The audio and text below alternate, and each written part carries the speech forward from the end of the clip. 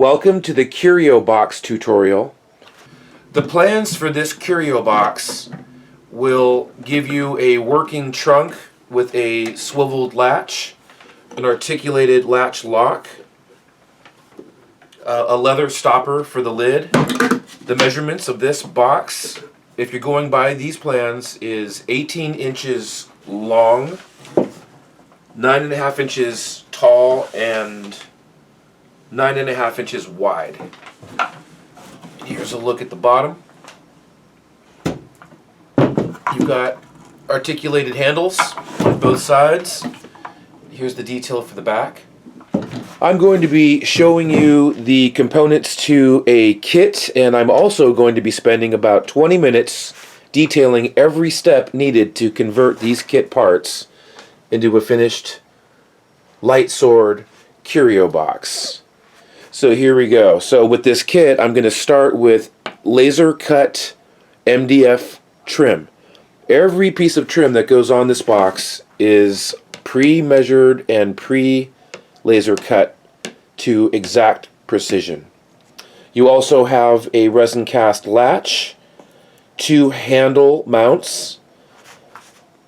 This kit includes a leather strip, rods to make your handles. There's about 45 buttons, and these are all different sizes and shapes, individually sculpted resin cast buttons. Templates for curving your handles and cutting your side panels.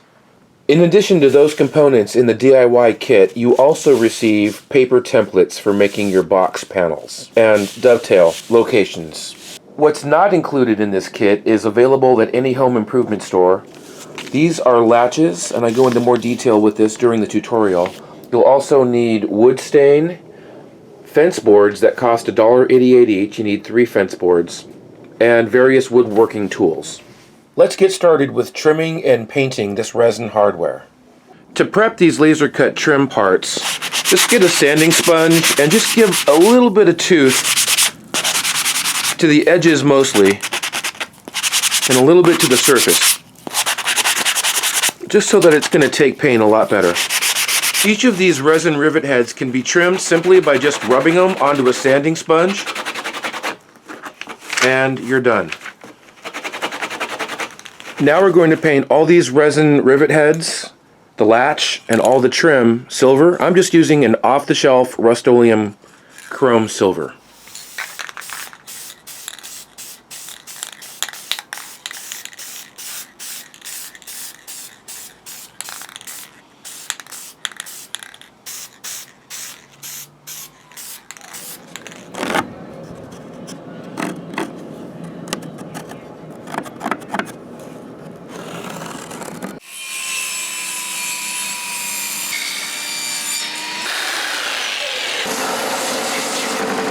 For reference, I drew upon some genuine old wood.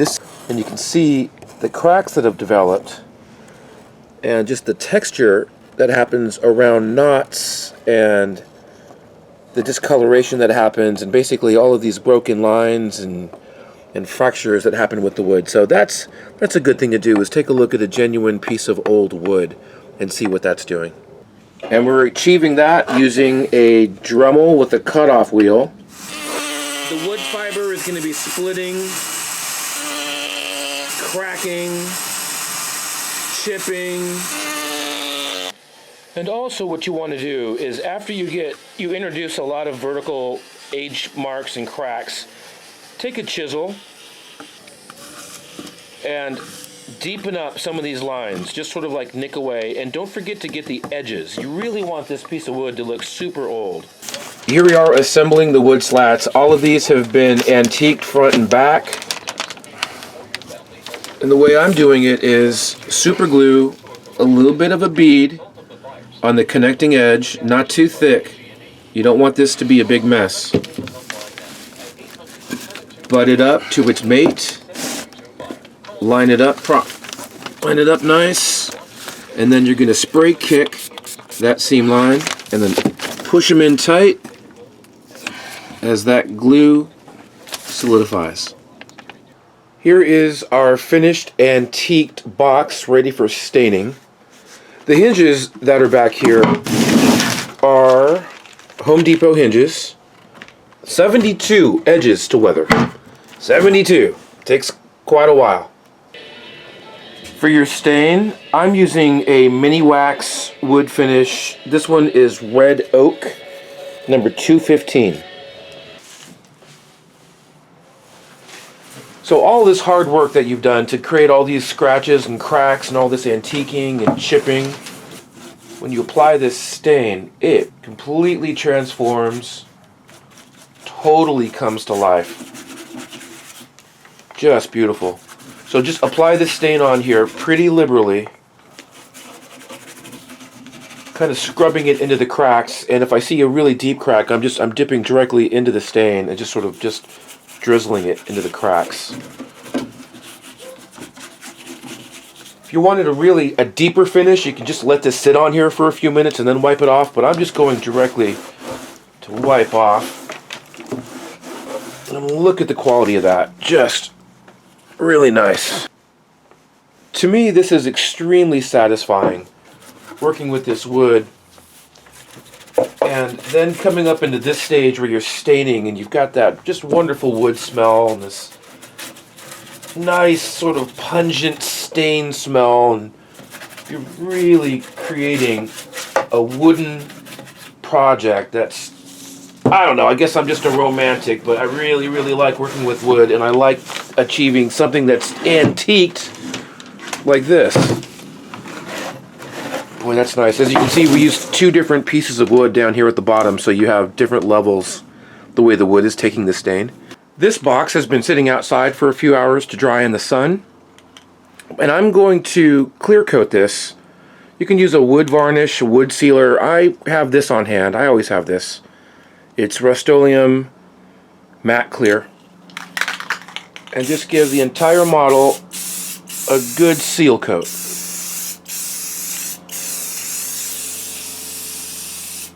Later, when we apply the trim, you're going to see that the seal coat is going to help you clean up any kind of excess silver paint or any kind of antiquing and washes you do. This clear coat is going to help you wipe off any kind of mistakes later on. At this point, you want to find your center for the lid, and you're using another one of these hinges, same hinges that you used to hinge the lid. Now we're going to attach our latch.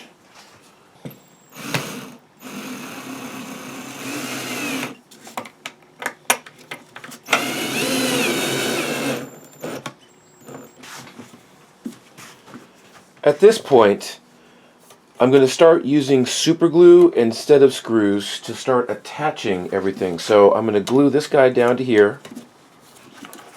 Okay, here is your latch glued into place. Now we're going to build the mount plate. The hole lined up with the center of this hole. What I'm going to do is apply a little spray kicker to the box.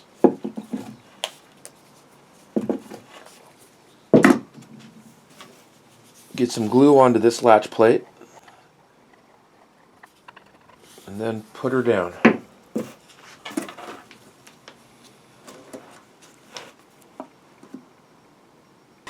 That finishes the latch. Now it's time to get all of the trim glued in place. Super glue, spray kicker, and you may have to trim some of these pieces so that they fit. And we're just going to go ahead and start gluing these guys down. And that's in place. Now what we're doing is on these corners, you're going to need a little bit of Bondo to make this look like one piece of wrapped trim. So we're just going to use a little filler, apply it on with the spatula, and then we're going to sand it flush and move on to the next step. Let's move on to gluing on the resin rivet heads. Just refer to reference shots as to where they all go. So these guys have 2 and 2, and then there's tiny little heads. And again, refer to the reference pictures, and those are going to go, I believe, right here. Everywhere the trim wraps, you're going to blend it to look like one piece with a little bit of automotive filler.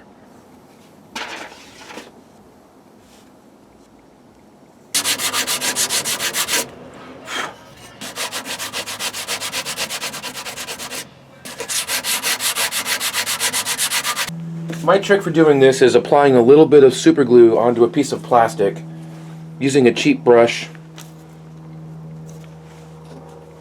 and applying it to each resin piece and setting it into place.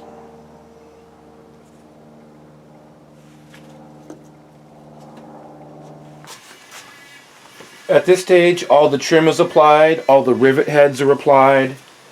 We lost some paint, of course, when we're doing the Bondo and trim on the corners. We're going to repaint that. We're also going to texture all this. So in order to protect the wood, we're going to mask off all the trim with just regular old painter's tape. The reason why we're masking off all that trim is we're going to give all of that trim a texture. I'm using something called Sculptor Coat. This is really, really good stuff. It's a paste. It's like an acrylic paste. And it's very thick. So when you stipple it on, you get this really, really good texture. We're trying to make all this trim look like old rusted metal. And rusted metal isn't smooth. It's very textured. So if you don't have Sculptor Coat, or if you don't want to invest in a container of Sculptor Coat, you can also use wood glue, and you can thicken up that wood glue using baby powder. And if you have some sand, sand will give it like an extra oomph. So, or Elmer's glue will work the same way. Just don't use latex. You want to use an adhesive. After you texture the trim, you're going to have a little bit of discoloration. It'll be sort of ghosty. You want to get that back silver again. So I'm going to use the same silver spray paint I base coated them with. Spray it onto a little bit of styrene. Use a cheap chip brush. And then you go in and make everything silver again. Once your texture is dry, you're going to clear coat everything just to seal it in place.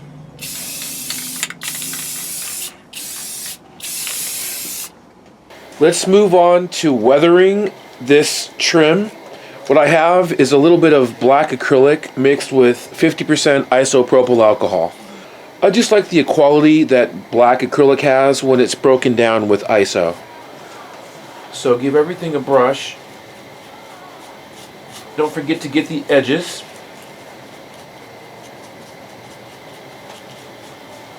Usually I'll do like an entire area first, but I'm just, for demonstration purposes, I'm just going to do one at a time. Grab a paper towel or a rag and wipe and leave some of that stain behind.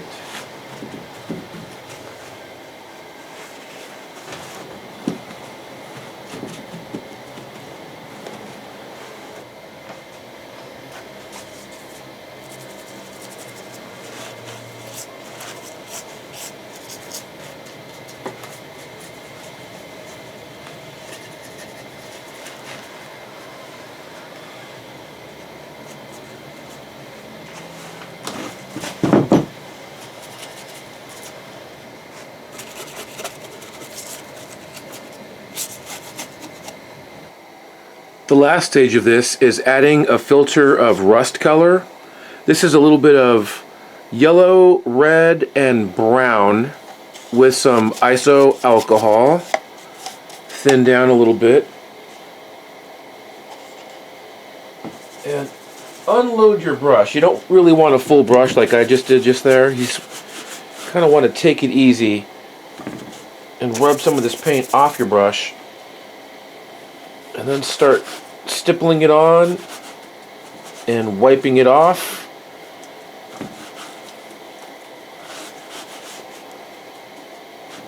This trim is looking a little on the bright side, so I mixed a little bit of brown in, thinned it down with some iso, and I'm just going to kiss the surface. Not everywhere, just here and there.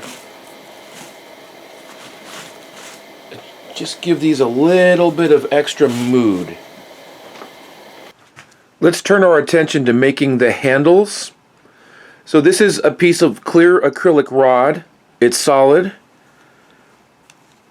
These are available at any kind of plastic shop. So I'm going to measure this for you guys. The diameter that I'm using is about 30/2 of an inch.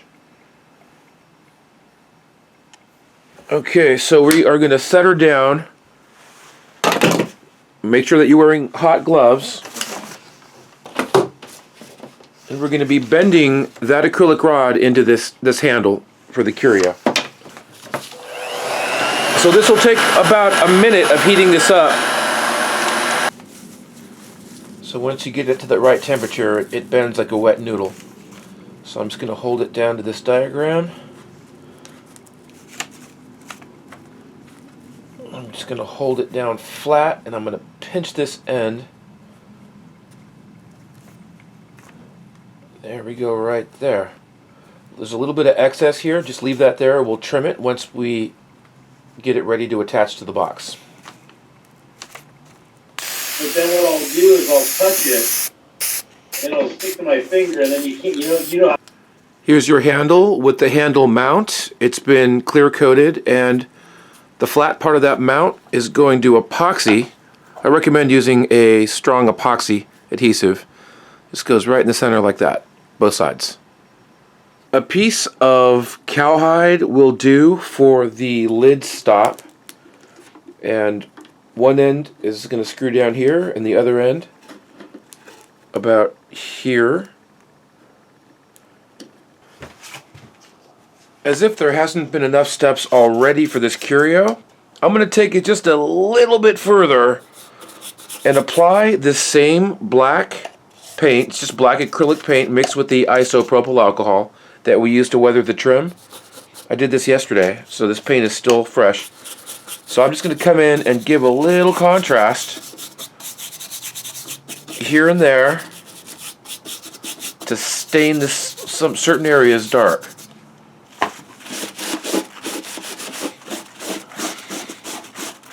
Now we're bringing it to an even further level of weathering.